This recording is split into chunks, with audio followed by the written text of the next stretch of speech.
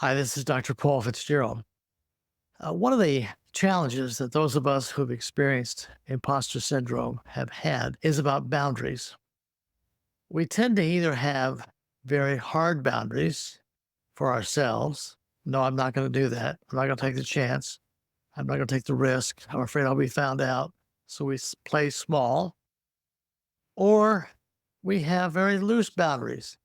Sure, whatever you want, I'll go along with you, whatever you think is best. And so we give in and have soft boundaries or no boundaries. At the same time, we have tremendous internal boundaries that keep us, we think it's safe, but actually it keeps us imprisoned in our own illusions. For many of us, we have played with virtual unreality for years and didn't have to have any special glasses to do it. The video that follows is about boundaries. I'm not sure it mentions imposter syndrome, but it applies significantly to those of us who've experienced that. I hope it's helpful to you. Frankly, boundaries are so important to creating a flourishing life. In fact, I have a thing I use. No one has a flourishing life without healthy boundaries. So if it's so important, what's the risk of having unhealthy boundaries? One of the big risks I've experienced across the years as I've worked with people is the risk of making toxic relationship choices. Find ourselves in a relationship with people who are like somebody we thought we would never be involved with. Can't imagine the number of people who've said to me, when I was younger, I said I would never be married to somebody like dad. I would never be married to somebody like mom. I'd never be married to somebody like ex, whomever. And then all of a sudden I wake up and I'm married to that person and I'm in a relation to that person. And I didn't know how I got here. It probably because it felt so normal to have no healthy boundaries and be with people who had no healthy boundaries. And it can risk relationship choices. It can also affect how we assess risk. For example, if we have rigid boundaries, we may be stifled in life because we will not accept appropriate risks. Every risk seems too dangerous. On the other hand, if we have porous boundaries, we may be taking risks that we shouldn't be taking. Just because somebody else is taking the risk, it's really inappropriate for us because of our skill level, because of our abilities, whatever our situation in life. And yet we find ourselves mimicking somebody else and taking unreasonable risks. Another risk is overcommitting to do more than we can reasonably sustain. People who are caregivers and they're caregiving for the family members, they're caregiving professionally, and they're always giving care, but not taking care of themselves. And it can feel like I'm rejecting people when I am a caregiver and I overfunction and I feel bad. I feel guilty. Taking on excessive responsibilities at work, just being given more and more and having difficulty saying no, or ignoring the toll it takes on our physical and mental health. My own history involved work addiction, where I had physical health issues, and I crashed and burned because I didn't have healthy boundaries. And blaming ourselves for our quote unquote shortcomings, for our inability when we can't overfunction, feeling bad, and then feeling guilty when we try to set healthy boundaries, feeling, oh, that we're hurting people, taking on their responsibility. Those are all risks of being trapped into unhealthy boundaries. So why didn't we learn to set healthy boundaries at home? In part because our parents didn't have healthy boundaries. Nobody taught them. And families are not conscious of the process of teaching children to have healthy boundaries. Probably these days, more conscious about healthy sexual boundaries, sexual inappropriate, and worried about that, but then we ignore other kinds of boundaries. For example, someone told me I was made to kiss a stranger that I didn't know. He was a relative, had whiskers and had bad breath, but every time I saw him, I had to kiss him because I didn't want him to feel bad. The nonverbal message was, your opinion doesn't matter. You're going to hurt his feelings if you don't kiss this guy. And nobody intends to use that as a poor boundary, but that's the result of it. Or hearing you're responsible for their sadness. If you don't do this, if you don't do this, or if you do that, they're going to be very sad. They're going to be really sad or mad. And it may be dad, or it may be mom, or it may be some other child that you're responsible for their feelings. 'Cause they'll get upset if you, whatever, don't do or do. Or maybe even God, that somehow you're responsible to make God smile and you're going to really make God angry. And the nonverbal message there, although the intent is that the nonverbal message can be what you want, and your own discernment of what's right isn't important. You have to be aware of how other people are going to react to it and let them control their reactions, let you control how you respond.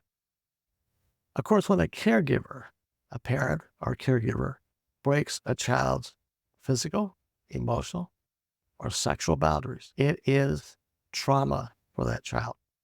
It impacts their self-perception, their self-worth. It sets up emotional triggers that continue as adults. Sometimes people tell me even a loud voice like my dad's triggers me. I got to get out of there. It internalizes a sense of distrust about my own personal value.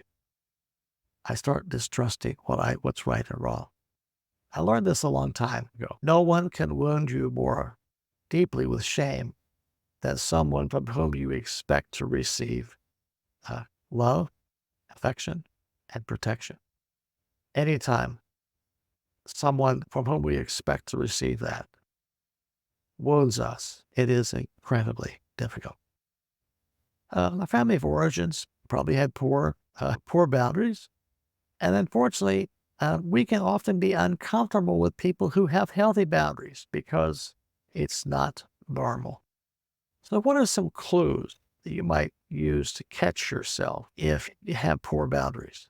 Here's a couple. When you find yourself saying, at least they're not as bad as my blank was. At least they're not as angry as my dad was. At least they're not as cruel as my last boss. At least they don't like somebody else did. Those are clues that you are tolerating poor boundaries on the part of somebody else and your own poor boundaries. It's a clue that someone normalized your experience of unhealthy boundaries. Unhealthy is still unhealthy. Let me say that again. Half unhealthy is still unhealthy. Here's another clue, by the way. Usually happens early in a relationship. One person says to the other, you really deserve somebody better than me. And it sounds so sweet. Of course, if you say, yes, I do, the relationship is pretty much over. If you say, no, I don't, it can be as if you have given them permission to treat you any way they want to, and you have no basis on which to complain. 3 types of boundaries. Rigid boundaries, hard, porous, where you get invaded, and healthy boundaries. People who have rigid boundaries usually avoid a risky intimacy, a fake intimacy, but you're not going to get very close. They often avoid asking for help because that would be meaning they'd be vulnerable. They often have very few close relationships, often very overly protective of personal information, and often very emotionally detached even from partners, romantic partners, marriage partners. And they like to avoid risking any rejection or humiliation. And so their life closes down to a small circle. If you're in a relationship with somebody who has rigid boundaries, then it doesn't take a lot of thinking that you will see how you get trapped in the same small circle with them. A person with porous boundaries often overshares personal information. You know way too much about their life, and they just share it all the time as if everybody is interested. They have difficulty saying no to others. Somebody asks them to do something. Yes, sure. Yeah, they overcommit. Then they cannot, they underdeliver. They're usually overly involved in the problems of other people. They take on other people's problems. They are often the people who are triangled into other people's problems. They often depend on the opinion of other people. They may have an opinion, but they're not going to express it unless it matches the opinion of other people. They'll either borrow the opinion of other people, or they will go along to get along, or they just won't state their opinion. They fear rejection for not going along.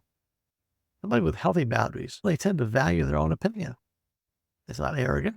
It's not hidden. It's just, that's my opinion. And they respect the values and the opinions of other people. Don't feel like they got to change their mind.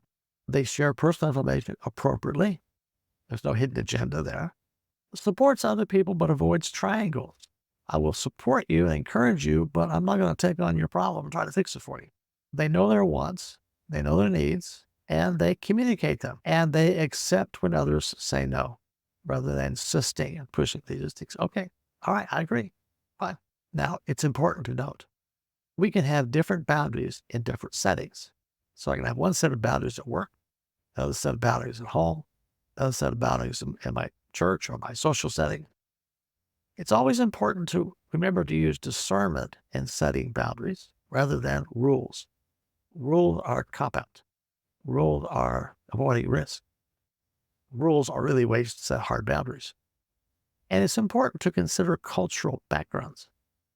People coming from different cultural areas will have different value systems, and they may have a boundary that you wouldn't want to have, but it's important to inquire and communicate and talk through that and learn their cultural value rather than assuming they need to have your cultural values or that you need to have theirs. So why do we fear setting healthy boundaries? Two reasons. One, we don't want to be rejected. And behind that, we fear being abandoned. And many of us have experienced levels of abandonment even at young ages. And we continue to have that deep fear. The interesting thing, of course, is if we fear being abandoned by others, we pretty much abandoned ourselves in the first place. And working on those abandonment issues is really fundamental to healthy boundaries and a healthy life. Remember that only people who get upset at you for setting boundaries are the ones who are benefiting from you having none. They may not know they're benefiting from it, but they are. We teach people how to treat us. And when we change those, we change the system. We rock the boat. Having patience, being clear about why we're making changes, and giving them space to adjust our change is really important. Years ago, I had a friend who said to me, I refuse to die in someone else's comfort zone, simply so they can remain comfortable. It was about boundaries. And it is death to stay in someone else's comfort zone and give up your life without taking the risk of trying to work through that conflict and taking the risk, yes, the risk of abandonment. Because if we are failed to take the risk of abandonment, we're already abandoned.